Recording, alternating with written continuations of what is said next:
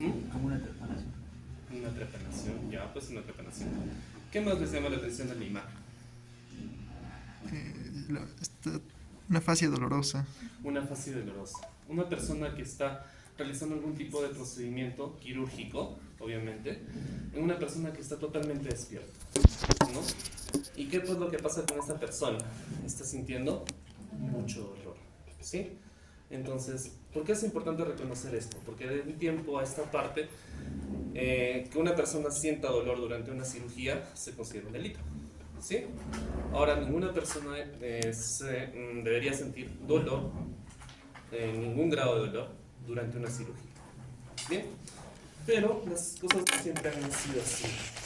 ¿Cuál ha sido una de las principales o una de las cosas que buscaban todas las culturas desde la antigüedad con respecto a los padecimientos de las personas y sobre todo con el dolor que sentían? Tratar de aliviarlo, ¿no es cierto? Tratar de aliviarlo. ¿Lo conseguían? No lo sabemos. Pero se usaron muchas técnicas para tratar de mitigar el dolor que sentían las personas, ¿sí? Pongámonos un ejemplo. A ver. Mi compañero aquí tiene un traumatismo. Está realizando faenas en el campo. No estamos en la actualidad. Olvídense de todas las dimensiones hasta este momento. Estamos en, ya, pónganse en aire en caída, ¿ya?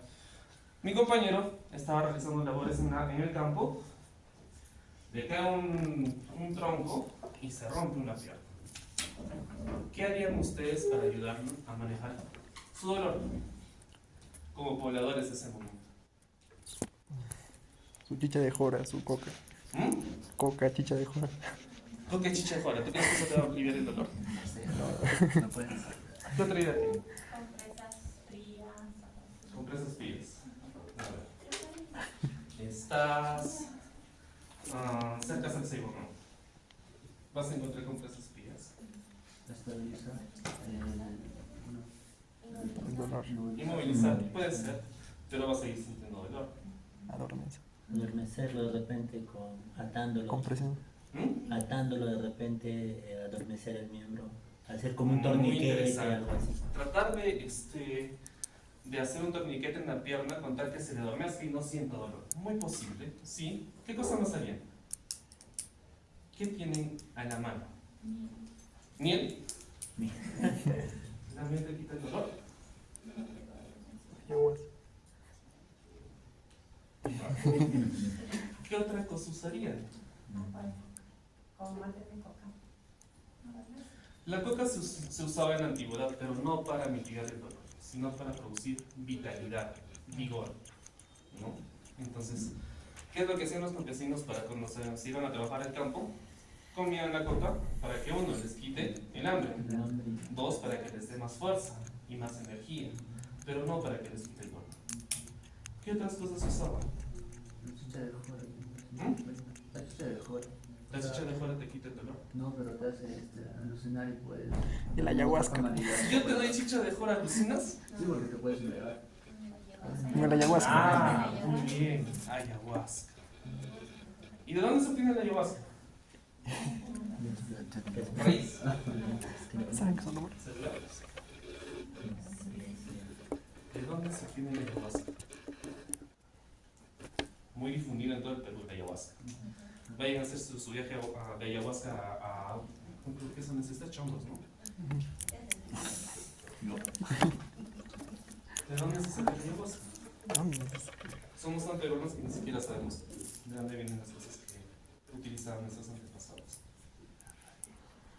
La ayahuasca se obtiene de un cactus. El nombre del cactus es San Pedro. ¿Qué es lo que hacían? No usaban la raíz, cortaban el cactus y lo hacían hervir, ¿no? Entonces de ahí se obtiene la ayahuasca. Entonces, eso es con respecto a nuestro medio, ¿sí? Pero en las partes del mundo se descubrieron, así como nosotros tenemos el San Pedro, otras plantas. Por ejemplo, en Europa, los egipcios, los sumerios, ¿qué usaban? La amapola. ¿Mm? Amapola. Amapola. qué es importante la amapola? ¿Qué obtengo de la amapola? El opio y el opio. Opio. ¿Y para qué sirve el opio? Para evitar el dolor. ¿No es cierto? ¿Qué otras plantas? El cannabis, muy bien. El cannabis, que vamos a ver más adelante, su nombre no se conocía como cannabis ni como marihuana, sino como beleño. Y si han visto las películas de Harry Potter, se usaban otras plantas. ¿Qué plantas? La mandrágora, la belladona. Plantas que se extraían ciertos compuestos para tratar de mitigar el dolor. Pero eso estamos hablando de plantas. Así como había plantas, podríamos usar otros medios, como su compañero lo dijo, podría aplicar un torniquete y producir que el miembro se adormezca, ¿no es cierto? Pero aparte de ese torniquete, ¿qué harían con sus pacientes para dormirlos?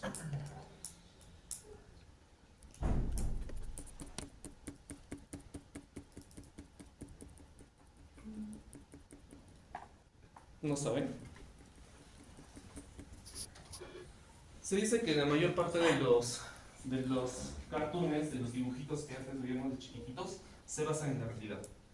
¿Qué es lo que ven en esta imagen? La cabeza de una persona metida en un cilindro, en un recipiente metálico, y una persona, ¿no? ¿Qué es lo que hacían con eso? Aturdir a la persona, producirle cierto grado de inconsciencia y aprovechar ese grado de inconsciencia para realizar cierto tipo de cirugías.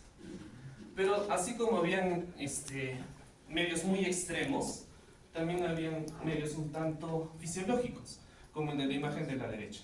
¿Qué es lo que están haciendo en la imagen de la derecha? Se comprime Compresión de la qué? arteria carótida. ¿De la yugular? No, la arteria. De la carótida. ¿Y por qué? ¿Qué se consigue cuando yo comprimo la carótida? Disminuye el riego sanguíneo. Que disminuye el riego sanguíneo a nivel cerebral. Y si disminuye el riego sanguíneo a nivel cerebral, la persona se queda inconsciente, se queda dormido un rato. Entonces también se aprovecha ese método físico para producir inconsciencia y realizar pequeñas cirugías, ¿no?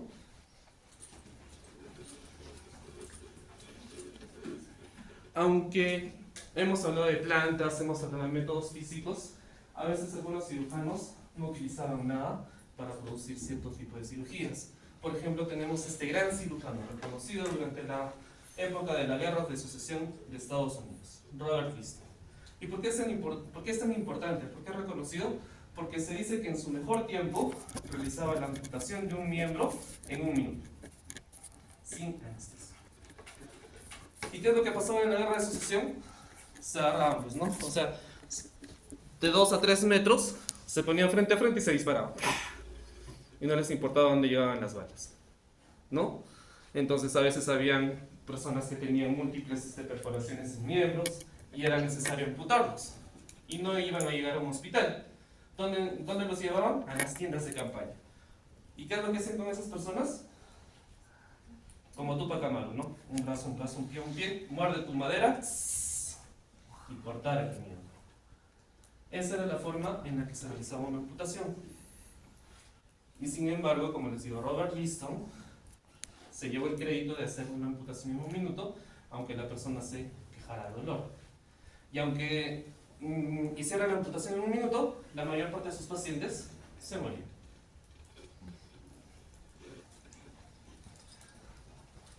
Entonces, de acá viene el término anestesia.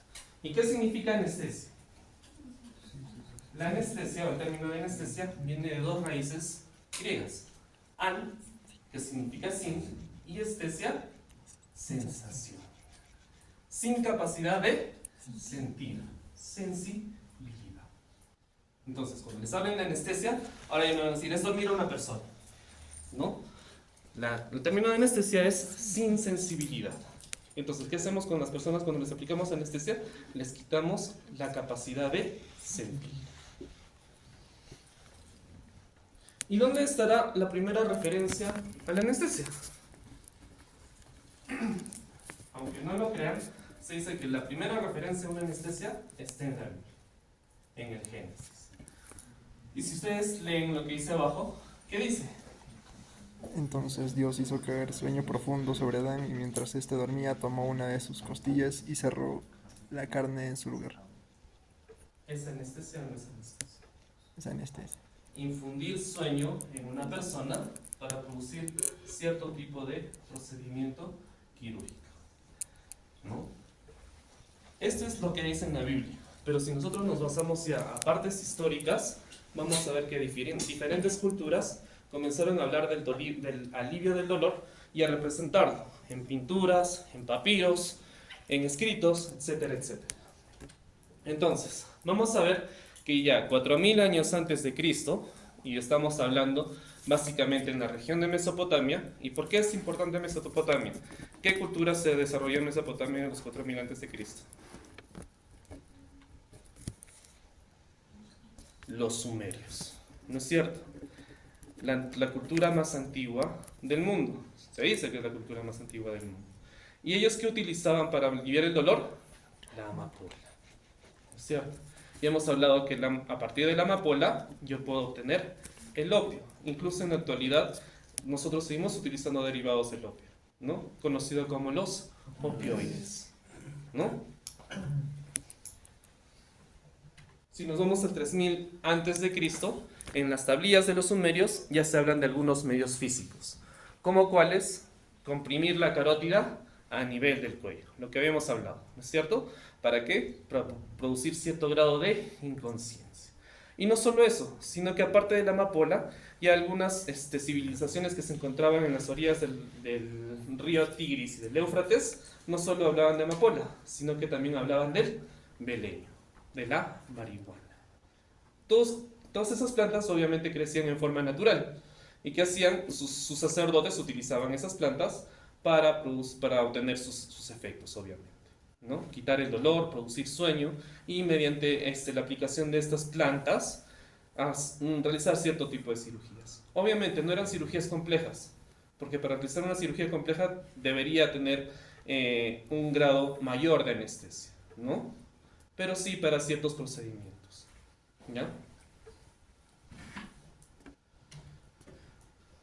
Si nos vamos a los años entre el 3000 y el 1000 antes de Cristo, ya hablamos de otra cultura, los egipcios. ¿Y por qué eran importantes los egipcios? Porque hay papiros que hablan de una práctica egipcia. ¿Qué práctica? Los egipcios le daban mandrágora o le daban opio a sus hijos. ¿Y para qué? Para que los hagan dormir de noche y no los molesten, ¿no? Fácil, los egipcios se libraron de sus hijitos, querían divertirse, querían hacer sus cositas, toma tu opio y te duermes toda la noche. Y eso ya está representado en los papiros, ¿no?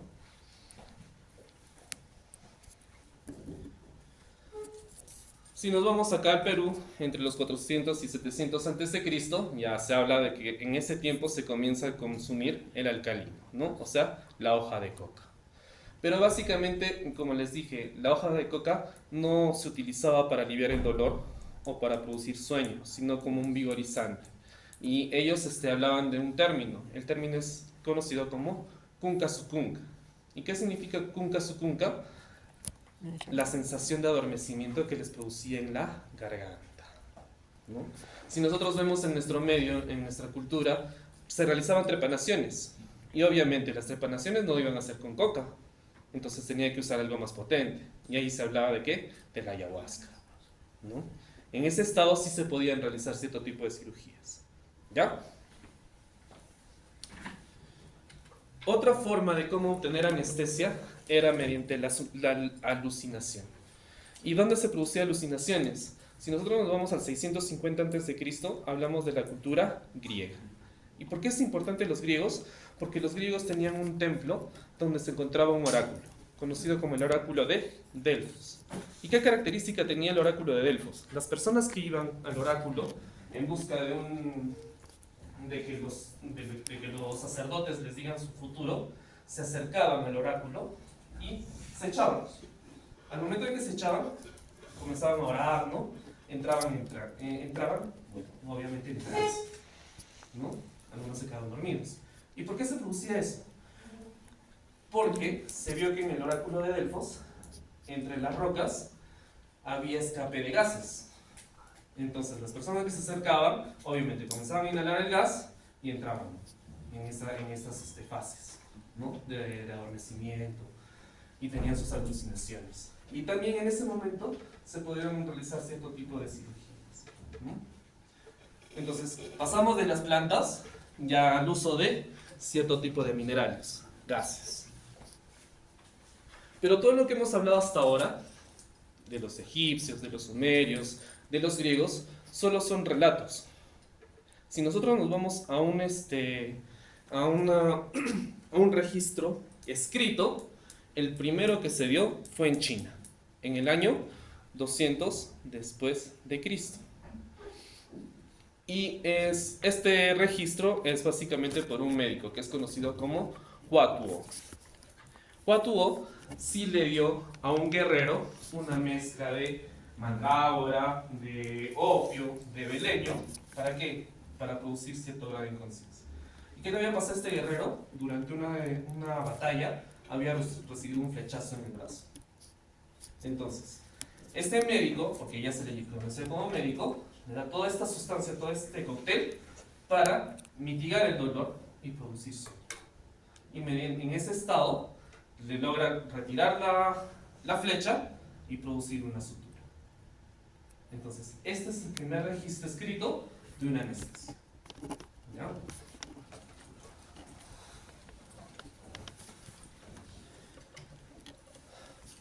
Si nos vamos ya a la Grecia en sus últimas etapas y nos vamos a la cultura romana, vamos a ver otros personajes, como son Galeno y algún médico famoso de Roma,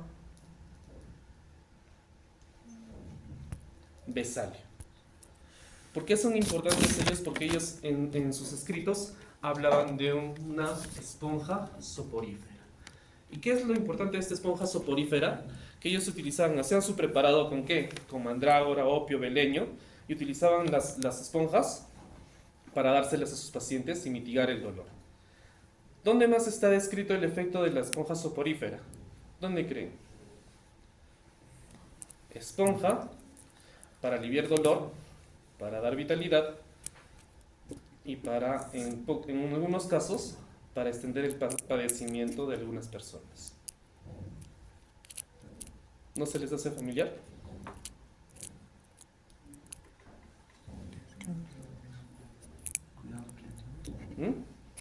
Como para el cuidado paliativo. Cuando Jesús estaba en la cruz, ¿qué hicieron los romanos? Le alcanzaron una esponja, ¿no es cierto? Esa esponja era la esponja soporífera. ¿Qué es lo que estaban buscando los romanos? Aliviar el dolor de Jesús. ¿Y qué más? Expandir su padecimiento. Entonces, en esos casos se usaba la esponja soporífera.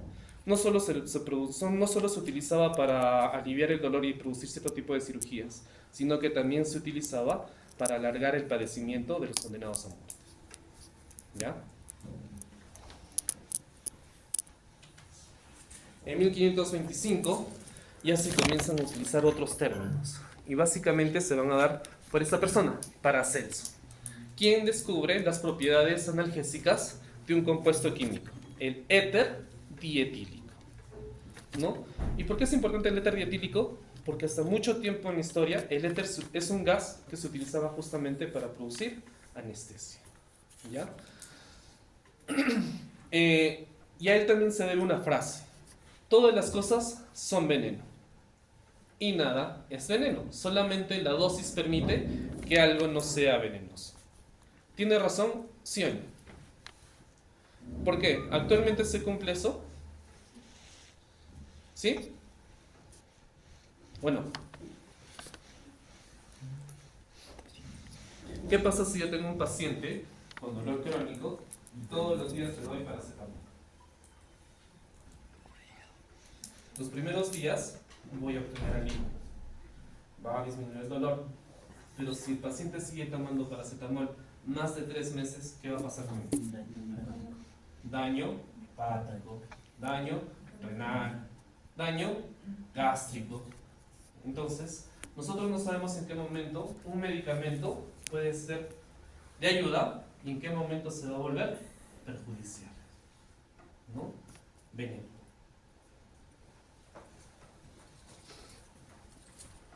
Entonces, ya si nos vamos a hablar de la anestesia propiamente dicha, vamos a ver que existen tres tipos de anestesia que fueron apareciendo durante la historia. La primera de ellas es la anestesia inhalatoria. ¿Por qué se llama anestesia inhalatoria? Porque solo es por inhalación, ¿no es cierto? Después de esta anestesia inhalatoria, el segundo tipo de anestesia que va a aparecer es la anestesia local y regional. ¿Y en qué se iba a diferenciar la anestesia local y regional de la anestesia inhalatoria? En la anestesia inhalatoria, la persona se va a quedar totalmente dormida, totalmente inconsciente. En cambio, en la anestesia regional, no es necesario que la persona esté inconsciente. Solo una parte de su cuerpo está sometida a anestesia, ¿no? Y algo más reciente es la anestesia intravenosa.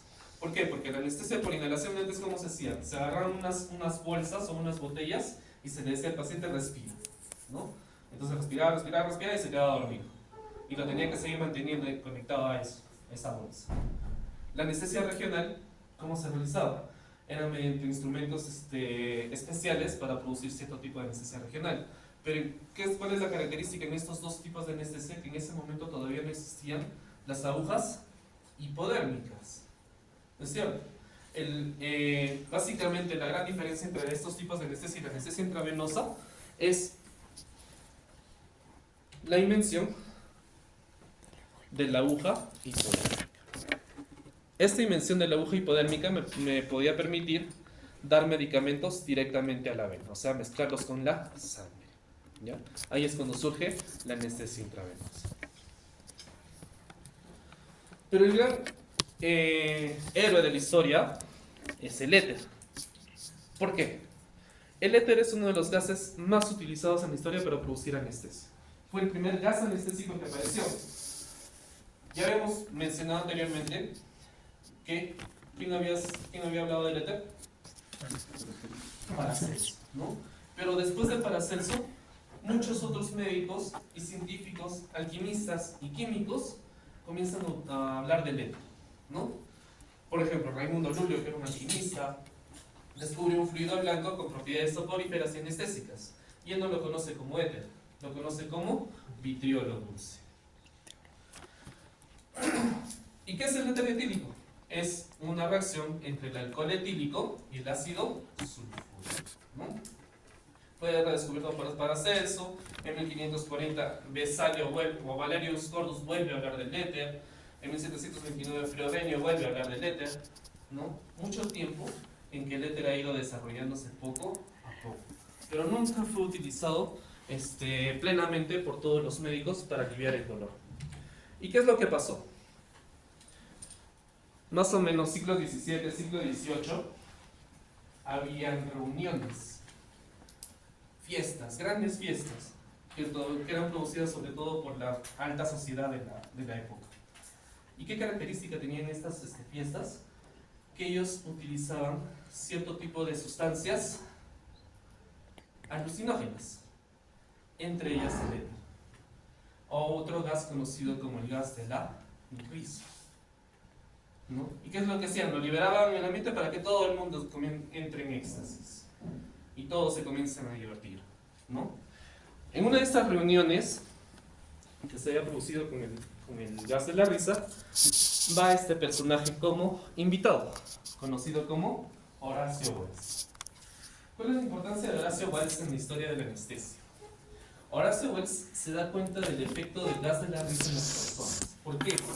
Porque durante una de las fiestas que había ido invitado, una de las personas que había consumido o inhalado el gas, se estaba riendo obviamente, y en un momento se tropieza con una mesa, se produce una herida en la pierna, y en vez de que reaccione como todas las personas normales, quejándose de dolor, sigue riéndose.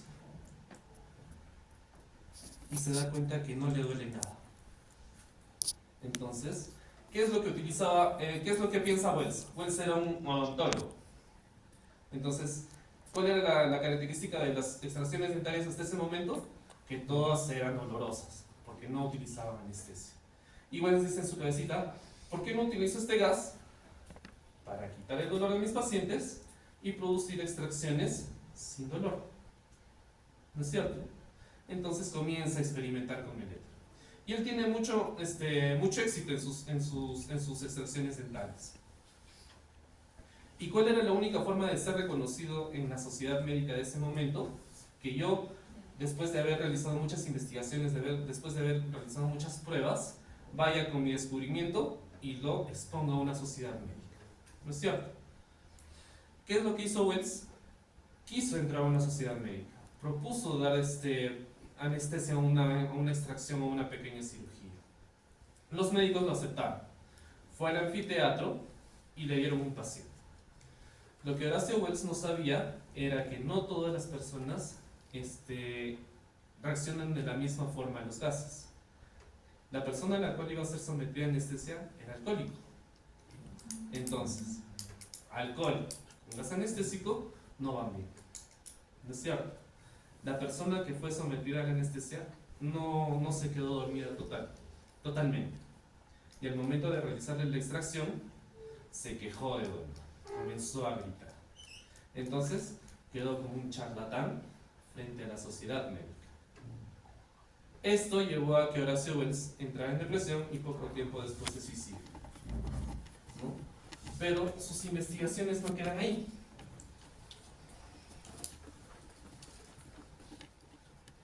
En 1846 aparece otro personaje, conocido como William Morton. Morton también era odontólogo, amigo y discípulo de Wells. Y él agarra y, viendo los experimentos que había hecho Wells, también comienza a experimentar con el éter y con el óxido nitroso, ¿no?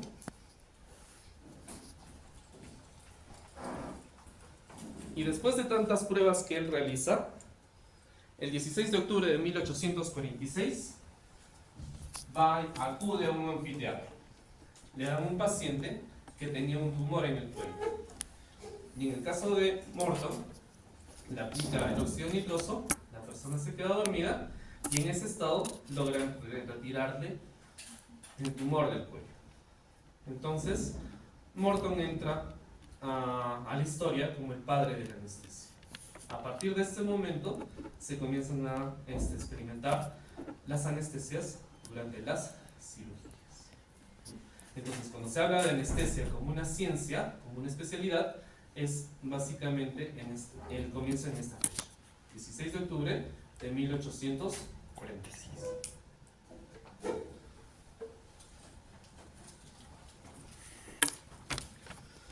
Después de este descubrimiento, después de esta exhibición, ya comienzan a aparecer otros tipos de anestesia. El segundo tipo de anestesia que aparece es la anestesia regional. Como ya habíamos dicho, básicamente es una parte del cuerpo a la que se va a dormir sin necesidad de que la persona se quede totalmente dormida. Cuando actualmente hablamos de anestesia regional, básicamente hablamos de la neuroaxial, que es aquella que va en la columna, o de los bloqueos de los plexos, ¿no? Pero aparte de estas dos técnicas que nosotros conocemos y usamos actualmente, existieron otros métodos para producir anestesia regional. ¿Y cuáles son esos métodos? Por ejemplo, los métodos mecánicos. ¿Y cuáles son esos métodos mecánicos? Tenemos primero la compresión. Algo muy parecido a lo que había dicho su compañero. Le aplico un torniquete en mi miembro y después de un rato el miembro se va a adormecer. Pero vayamos a un ejemplo más simple de lo que es la compresión. ¿Alguna vez se han quedado dormidos sobre su brazo? ¿Qué pasó con su brazo cuando se destaparon? ¿No es cierto? ¿Podían moverlo? Cuando ni bien termina la compresión no pueden moverlo. Y si ustedes hacen el intento ni siquiera sienten. Después de eso recién comienza a adormecerse, ¿no? Y después de adormecerse recién recuperan la sensibilidad, ¿no? Entonces la compresión también se utilizaba para producir cierto tipo de anestesia. ¿Qué otros métodos se utilizaban? La congelación. Han visto actualmente con los médicos, ¿cómo se llaman estos médicos? Los que aplican Botox. ¿Qué hacen primero? Agarran hielo y ponen a nivel de la piel, ¿no? ¿Para qué? Para que las personas toleren los pinchazos que les hace. Entonces, la congelación también produce cierto tipo de anestesia. Anestesia regional, si yo le voy a poner un bloque de hielo en la zona donde está pasando un nervio, ¿no? O si no, pequeños bloques de hielo a nivel de la piel. ¿Sí?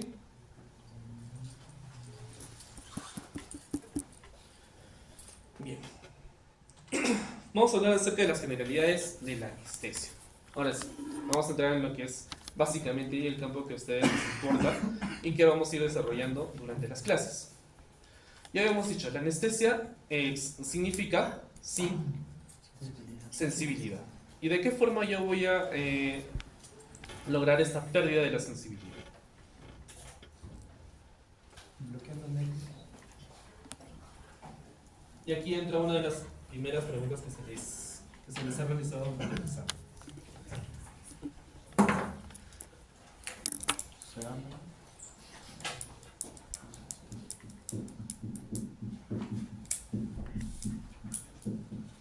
Anestesia. ¿Cuántos tipos de anestesia existen?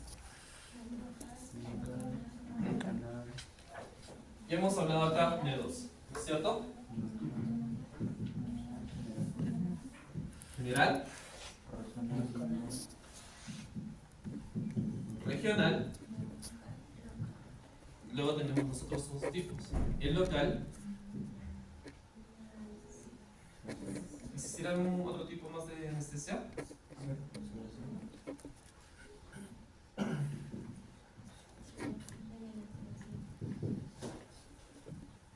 La sedación. Estos son los 4 tipos de anestesia que existen. La anestesia general se caracteriza porque la persona va a estar totalmente inconsciente. Nuevamente, lo repetimos. La anestesia regional se caracteriza porque solo voy a afectar una parte del cuerpo, sin necesidad de que la persona esté dormida. ¿Sí? La anestesia local se diferencia de la anestesia regional en que si la anestesia regional agarra una gran parte del cuerpo, la anestesia local está más localizada, ¿no? Por ejemplo, una persona se hace un pequeño cortecito, le pongo acá su anestesia y solo necesito que le quite la sensibilidad y para suturar. ¿Y la sedación? ¿Mm? Bueno, vamos a ver que dentro de la sedación existen también tipos de sedación. La sedación no es un estado de anestesia general completo. Solo voy a inducir cierto sueño en el paciente, pero no total. ¿Ya? Si vamos a cada uno de estos tipos de anestesia, vamos a ver que hay subtipos de anestesia. Si hablamos de la anestesia general, ¿qué tipos de anestesia general conocen? Y aquí es según el método que vamos a lograr la anestesia. Entonces, ya habíamos hablado de un primer tipo de anestesia general. La primera en la historia. ¿La?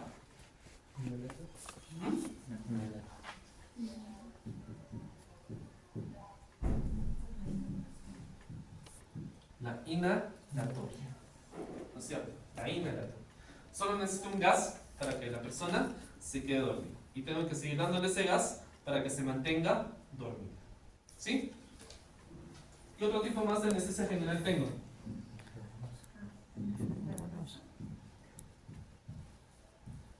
La endovenosa, o también conocida como TIVA, anestesia total intravenosa. ¿Ya? ¿Y existirá algún otro tipo de anestesia general? ¿Qué opinan? ¿Sí o no? Sí. El tercer tipo de anestesia es una combinación de ambas y se conoce como balanceada. En el caso de la anestesia balanceada, voy a usar tanto los medicamentos endovenosos como los inhalatorios para producir anestesia. ¿Ya? Vamos al segundo tipo de anestesia, la anestesia regional. ¿Qué tipo de anestesia regional conocen? Muy bien, ¿qué más? La epidural. Ya, ¿qué más?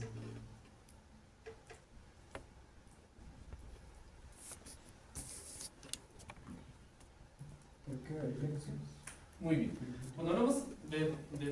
regional hablamos de dos tipos. La primera se conoce como neuroaxial. Y la segunda son los bloqueos.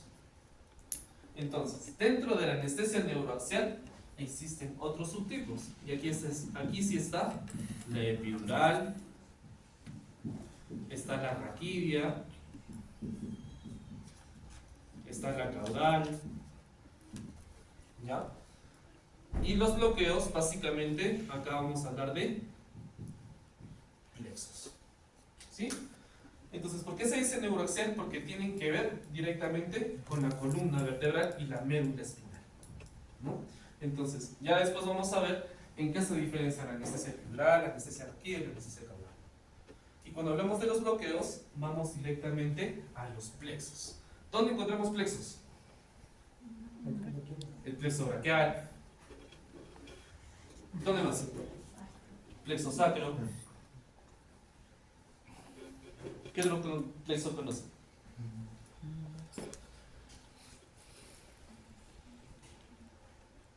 Plexo cervical, el plexo lumbar, ¿no? Entonces, ¿por qué es importante conocer los bloqueos y los plexos? Porque vamos a ir directamente al terreno donde están saliendo estos plexos, ¿no? Por ejemplo, si yo tengo una fractura de radio, entonces, a veces no es necesario someter al paciente a una anestesia general. Simplemente le hago un bloqueo de plexo y con esto el miembro ya está adormecido y puedo operar tranquilamente, ¿no? Sin necesidad de darle una anestesia general al paciente. ¿Por qué puede ser tan peligrosa la anestesia general? Cuando yo hablo de anestesia general inhalatoria endovenosa balanceada, siempre tengo que intubar a mi paciente, ¿no? Una vez que lo he dormido, tengo que intubar. Y el hecho de intubar es un proceso invasivo, ¿no? En cambio, en la anestesia endovenosa y los bloqueos, yo no voy a intubar a mi paciente. Voy a acercarme lo más posible a los nervios para poder dormirlos y sin necesidad de ser tan invasivo como intubar. ¿Ya? Cuando hablamos de la anestesia local, ya hemos dicho, eso es lo más simple, poner anestesia en la región donde voy a hacer algún tipo de procedimiento. Y cuando hablamos de sedación, acá sí existen dos tipos de sedación. La sedación superficial y la sedación profunda. Como su nombre, cuando yo escucho sedación, puedo pensar que la persona está dormida, ¿no es cierto? Pero ¿en qué se va a diferenciar la sedación de la anestesia general? En que no es invasiva. Cuando yo sedo a mi paciente, no lo voy a intubar, ¿no? ¿Qué más? Si yo voy a someter a mi paciente a una anestesia general, es porque la cirugía va a ser un tanto prolongada, ¿sí? Y la sedación se utiliza para procedimientos cortos. Entonces, cuando hablamos de procedimientos cortos, ¿de qué tipo de procedimientos hablo? ¿Dónde uso sedaciones? Pacientes que están en UCI, doctor, también puede ser. Pacientes que están en UCI también puede ser. No. Muy bien. Por ejemplo, si yo necesito que un niño se someta a una tomografía, el niño no se va a quedar quieto en el tomógrafo, se va a estar moviendo. Entonces necesito que esté dormido un rato para que solo un minuto dure la tomografía. Lo cedo un poquito, el niño se va a quedar un poquito dormido y ese tiempo va a ser aprovechado para que le realicen la tomografía. ¿Qué otro tipo de procedimientos yo puedo utilizar una sedación?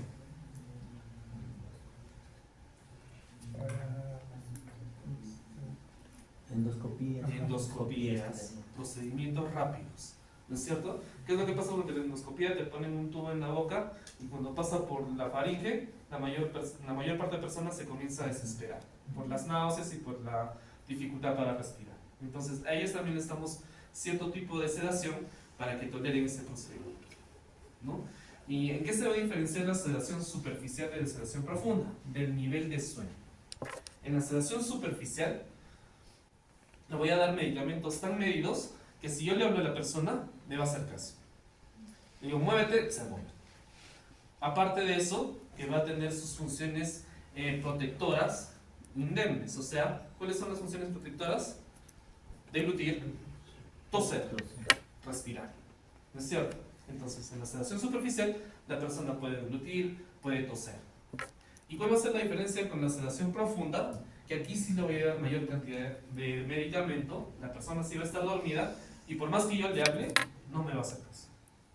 Y en la sedación profunda, sí hay cierto riesgo con respecto a las funciones protectoras, ¿no? Porque tal vez la persona no va a poder deglutir y tampoco va a toser. ¿Ya? Esa es la diferencia entre ambos tipos de sedación. Entonces, básicamente, este es un cuadro para diferenciar los distintos tipos de anestesia. ¿Ya?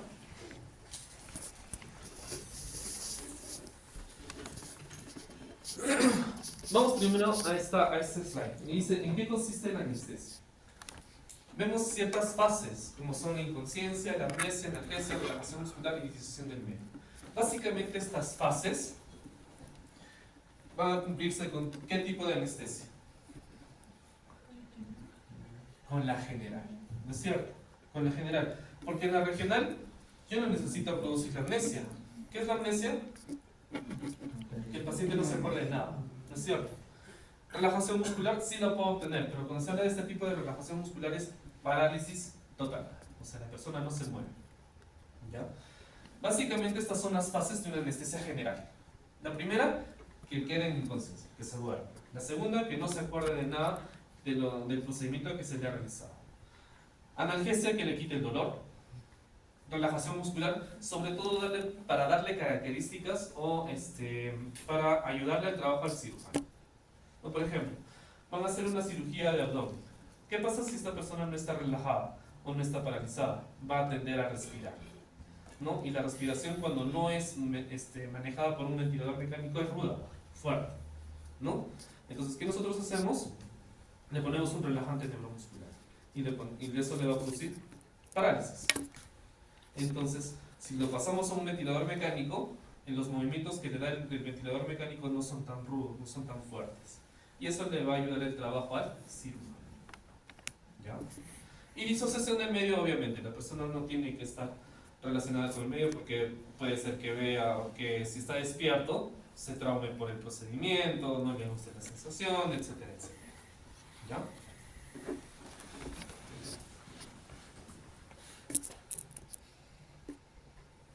¿De qué partes consta la anestesia? Antes de yo producir cualquier tipo de anestesia como la general, la regional, la local, la sedación, antes de todo eso, yo tengo que hablar con mi paciente. Ese proceso de hablar con mi paciente se conoce como ¿qué? Evaluación preoperatoria. ¿Y por qué es importante la evaluación preoperatoria? Porque durante la evaluación preoperatoria yo voy a buscar características de la persona que puedan alterar la anestesia. Por ejemplo, ¿qué características podrían alterar la anestesia en un paciente? Que le voy a dar anestesia general. La obesidad. Una es obesidad, ¿no es cierto? Porque si la persona es obesa, yo no voy a trabajar con su peso real, lo primero. Y una cosa que tengo que entender en anestesia es que todo es dosis por peso. ¿Sí? Entonces, si yo tengo una persona obesa, yo no puedo trabajar en dosis por peso, en su peso real. ¿Por qué? Porque me voy a exceder de dosis. Y todas las dosis que yo le dé, si estoy trabajando con su peso real, se van a ir al final a la grasa. Y si se va a la grasa, después de un tiempo se va a liberar, y después de incluso operar al paciente, va a comenzar a hacer efectos posanestésicos. Entonces, en una persona obesa, yo tengo que trabajar ¿con qué? Con su peso ideal. ¿Ya? ¿Qué más? ¿Qué otros factores pueden alterar la anestesia? Desnutrición. Antecedentes, como son alcoholismo, tabaco, drogas. ¿Qué más? La edad, muy bien. ¿Por qué? Niño, adulto, anciano. Yo tengo una dosis X. Esa dosis X es estándar para el adulto. Para el niño, ¿debe ser más o menos? Más. Y para el grande, menos. ¿No? Entonces, por eso también es importante conocerla. ¿Qué más? ¿Algún otro factor? alguna reacción alérgica. Alergias. ¿Por qué? Porque los medicamentos que yo doy durante el acto anestésico se pueden relacionar con alergias. Entonces, todas esas cosas se van buscando durante la evaluación preoperatoria. Pero esto de evaluación preoperatoria es una clase. Así que vamos a verlo más desglosado después. ¿Ya? Una vez que yo he hecho la evaluación preoperatoria, el paciente entra, salga, lo someto a anestesia y viene en qué fase, el manejo transoperatorio. ¿Qué significa el manejo transoperatorio? Que debo mantener a esta persona bajo anestesia. ¿Ya? Y una vez que termina la cirugía, se termina la anestesia, pero no se termina el trabajo de la anestesiólogo. Acá viene ¿qué cosa? La evaluación postoperatoria. ¿Y dónde nosotros realizamos la evaluación postoperatoria? En una unidad de recuperación postanestesia, que se conoce como URPA. la URPA, ¿no? La URPA.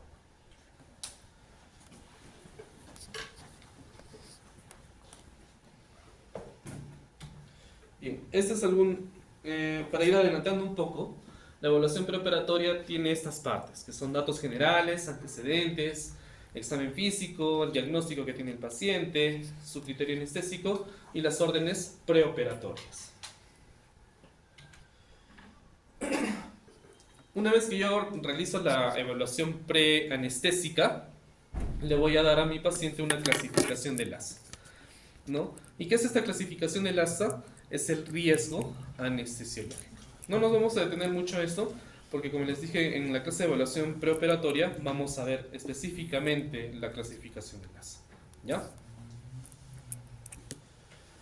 Entonces, una vez que el paciente entra a sala de operaciones, yo debo decidir por qué tipo de anestesia le voy a dar, dependiendo del tipo de cirugía, etc. Y comienza el manejo transoperatorio, ¿no? Ya hemos visto los distintos tipos de anestesia. Cuando hablamos de anestesia general, inhalatoria, endovenosa, balanceada. Si es regional, bueno, acá estamos hablando de la sedación, ¿no? Las sedaciones superficiales o profundas. Si es regional, si es neuroaxial, puede ser una epidural o puede ser una raquídea. Si vamos a hablar de anestesia general, la anestesia general tiene fases, tiene etapas. Las etapas me van a hacer que mi paciente entre en anestesia general. La primera etapa de la anestesia general se llama inducción. Como su nombre lo dice, voy a inducir a mi paciente a anestesia. ¿Y de qué forma lo voy a lograr? Antes de inducirlo, yo tengo que ¿qué hacer? Preoxigenar. ¿Y qué consiste la preoxigenación? Simplemente hacer que la saturación de mi paciente llegue a 100%. ¿De qué forma? Le doy oxígeno. Oxígeno puro. ¿Ya? Entonces, una vez que le he preoxigenado por un tiempo, voy a comenzar a darle medicamentos, ¿no? Que se conocen como drogas inductoras. Entonces, bueno, eso lo vamos a ver también en la clase de anestesia general. Existen 3 tipos de drogas que nosotros usamos, que entonces es como inductoras. El hipnótico, el analgésico y el relajante muscular, ¿no? Entonces, el analgésico normalmente es un opioide. Puede ser morfina, puede ser fentanilo, puede ser romifentanilo. ¿Cuál es la característica del analgésico? Que simplemente va a quitar el dolor del paciente, pero no lo va a llegar a dormir totalmente. El segundo fármaco que voy a utilizar es un hipnótico. Y la característica del hipnótico es que este fármaco sí lo va a dormir, ¿no?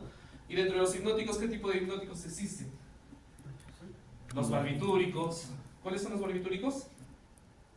El más famoso.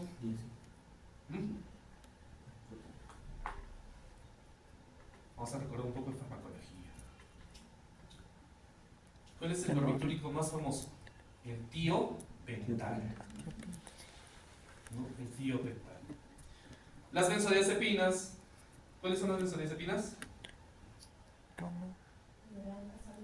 El alprazolam, el midazolam, el diazepam, ¿no es cierto? Etcétera, etcétera. Otro hipnótico, el propofol, que más se utiliza en la actualidad, el propofol. ¿Existen otros? Sí. La ketamina, el etomidato, la dexmetomidina, son fármacos que me van a ayudar a dormir al paciente. Y una vez que yo le he puesto su hipnótico, voy a utilizar un relajante neuromuscular. ¿Qué relajantes neuromusculares conocen? El rocuronio. ¿Qué más? Atracurio, el mercuronio, el cisatracurio, la succinilcolina, ¿no? Entonces, distintos tipos de fármacos que yo voy a utilizar para buscar la relajación muscular. Una vez que estos fármacos han hecho efecto, todos los he utilizado ¿para qué?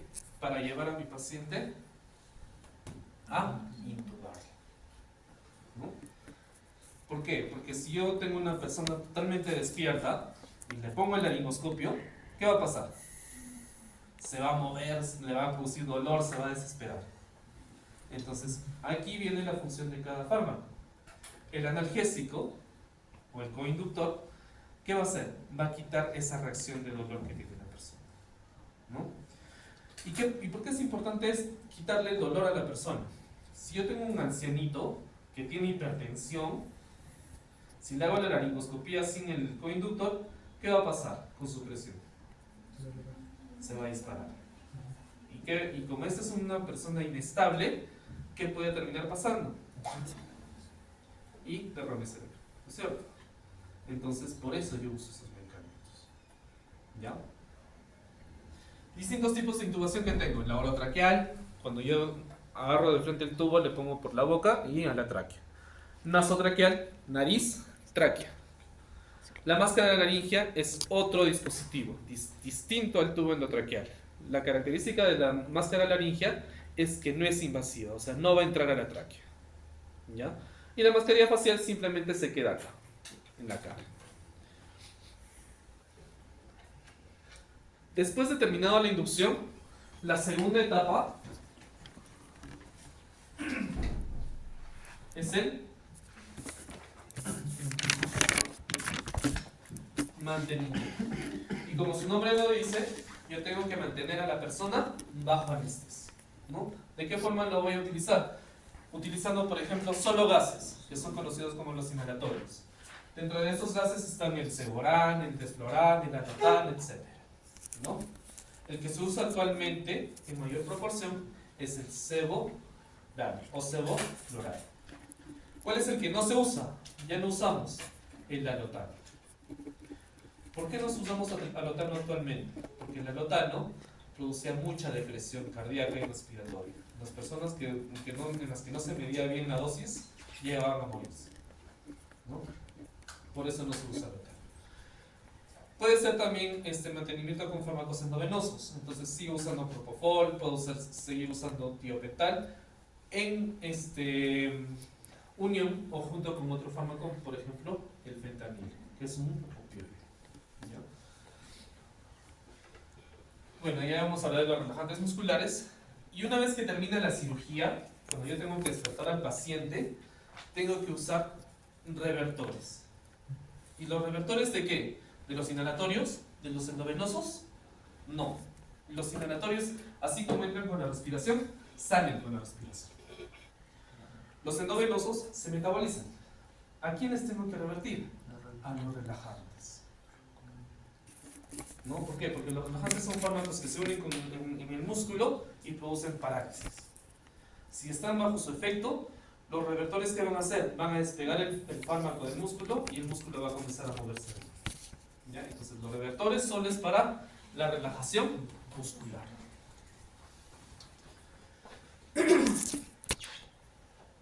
Después de que termine la cirugía, comienza la tercera etapa.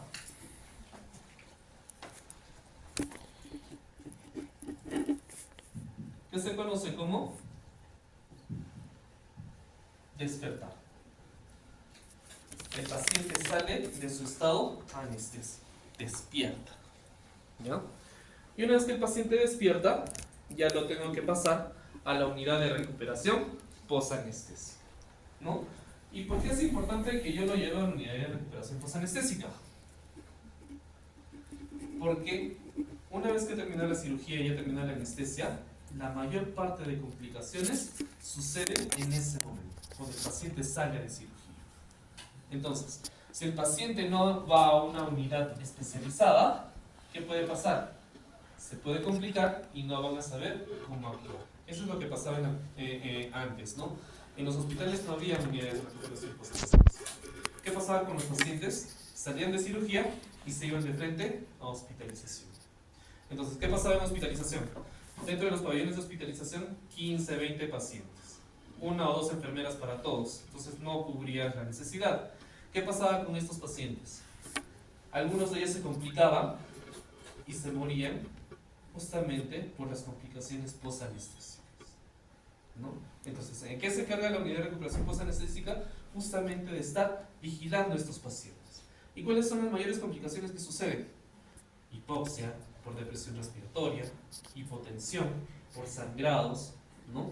O también por efecto residual de los anestésicos, hipertensión, presencia de arritmias. Las arritmias, aunque ustedes no lo crean, los fármacos anestésicos son arritmogénicos. Suelen producir algún tipo de arritmia. Hipotermia, hipertermia y reacción anafiláctica.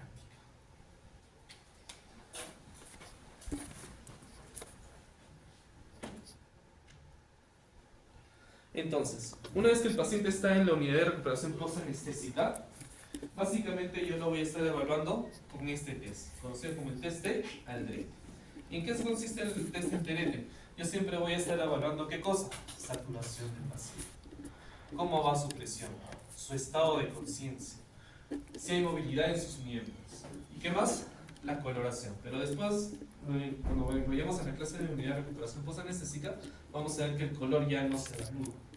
Ahora se evalúa la saturación, ¿no? Básicamente el color ya dejó de evaluarse.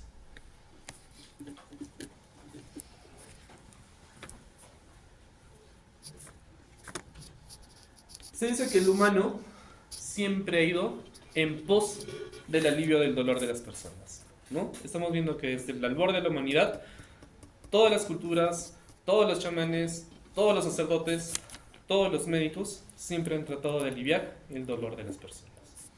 Una de las características de la anestesia es que no solo producimos sedación o bloqueo de algún tipo de miembro o algún tipo de estado para algún tipo de procedimiento. Cuando hablamos de anestesia, también hablamos de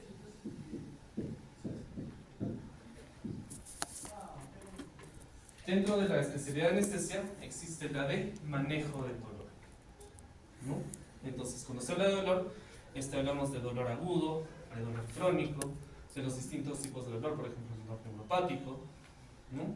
Nosotros somos los que nos especializamos justamente en el manejo de estos tipos de dolor, ¿ya? Y un lema que está en la mayoría de las escuelas de anestesistas. La anestesia es el arte de los dioses. ¿Por qué? ¿De dónde sale la palabra?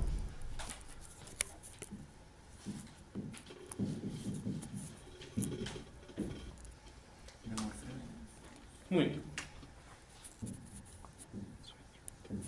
¿Y quién es Morfeo? El dios del sueño, ¿no? Entonces un lema que nosotros tenemos es: la anestesia es el arte de los dioses, porque tenemos que ser muy medidos con nuestras dosis para llegar a producir la relajación y el sueño de los pacientes, ¿no? Y debemos ser muy medidos también para mantenerlos en ese estado y para poder despertarlos y para aliviar su dolor. Bien, chicos, eso es todo con respecto a la clase. Gracias, doctor.